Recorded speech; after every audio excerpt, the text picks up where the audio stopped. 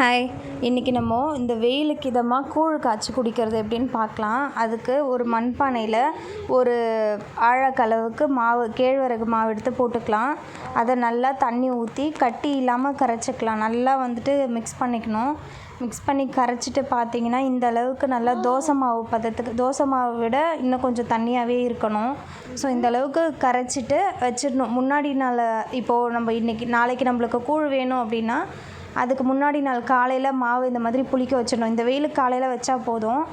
நான் நேற்று காலையில் வச்சுட்டு நேற்று நைட்டு காய்ச்சி வச்சேன் இந்த கூழை. ஸோ நைட்டு இந்த அளவுக்கு நல்லா புளிச்சிரும். புளிச்சதுக்கப்புறம் நம்ம எந்த அழாக்கில் மாவு அளந்து போட்டோமோ அதே அழாக்கில் ஒரு அழாக்கு அரிசி ஒரு அரை மணி நேரத்துக்கு முன்னாடி கழுவிட்டு ஊற வச்சிடணும், பச்சரிசி. அதுக்கப்புறம் தண்ணியை நல்லா கொதிக்க வச்சு, தண்ணி நல்லா கொதிக்கும்போது அந்த கழுவி எடுத்து வச்சுருக்க அரிசியை எடுத்து அதில் ஆட் பண்ணிக்கணும். ஆட் பண்ணிவிட்டு நல்லா ஃபுல் ஃப்ளேமில் கொதிக்க விட்டோம்னா இந்தளவுக்கு நல்லா கொதிக்கும். இப்படி கொதிக்கும்போது சிம்மில் வச்சிட்டோம் அப்படின்னா சாதம் நல்லா இது பூ போல் வெந்துடும். அது மாதிரி வெந்ததுக்கப்புறமா நம்ம கரைச்சி வச்சுருக்க மாவு இருக்குது பார்த்திங்களா, அதை ஒரு கரண்டி வச்சு நல்லா மிக்ஸ் பண்ணிக்கலாம். மிக்ஸ் பண்ணிவிட்டு இந்த மாதிரி ஊற்றிட்டு ஒரு கரண்டி வச்சு நல்லா மாவு ஊற்றும் போது பார்த்திங்கன்னா ரொம்ப கட்டி கட்டியாக ஆகிடும்.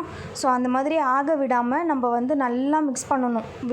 கை விட்டுறாமல் மிக்ஸ் பண்ணணும்.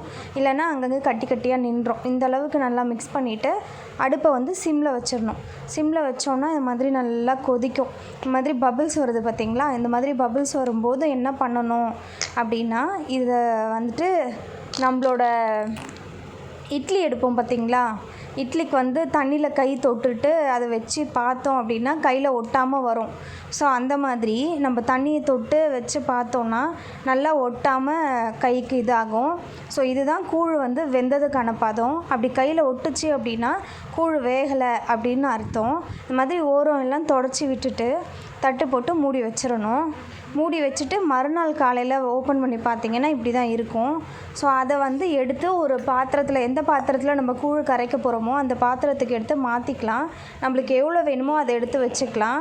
பேலன்ஸ் அப்படியே வச்சாலும் நல்லாயிருக்கும், இல்லை நீங்கள் ஃப்ரிட்ஜில் வச்சு யூஸ் பண்ணாலும் யூஸ் பண்ணிக்கலாம். ஸோ அது போட்டுட்டு நம்மளுக்கு தேவையான வெங்காயம், சின்ன வெங்காயமோ பெரிய வெங்காயமோ நம்மளுக்கு எது வேணுமோ அதை போட்டுட்டு தயிர் கூடவே ஆட் பண்ணிவிட்டு கையை நல்லா வாஷ் பண்ணிவிட்டு நல்லா கரைச்சிக்கணும். கூழ் கட்டி இல்லாமல் கரைக்கணும். ப்ளஸ் நம்ம கூழ் காய்ச்சும் போது ஒரு விஷயம் நீங்கள் எல்லோரும் நோட் பண்ணிங்களா இல்லையான்னு எனக்கு தெரியல, உப்பு போடவே இல்லை. ஸோ உப்பு போடாமல் கூழ் காய்ச்சணும். நம்ம கரைக்கும் போது எவ்வளோ உப்பு வேணுமோ போட்டு கூழ் கரைச்சிக்கணும். கரைச்சி காலையில் இந்த மாதிரி ஒரு டம்ளர் குடிச்சிங்கன்னா வயிறு ஃபில்லிங்காக இருக்கும். பாய்.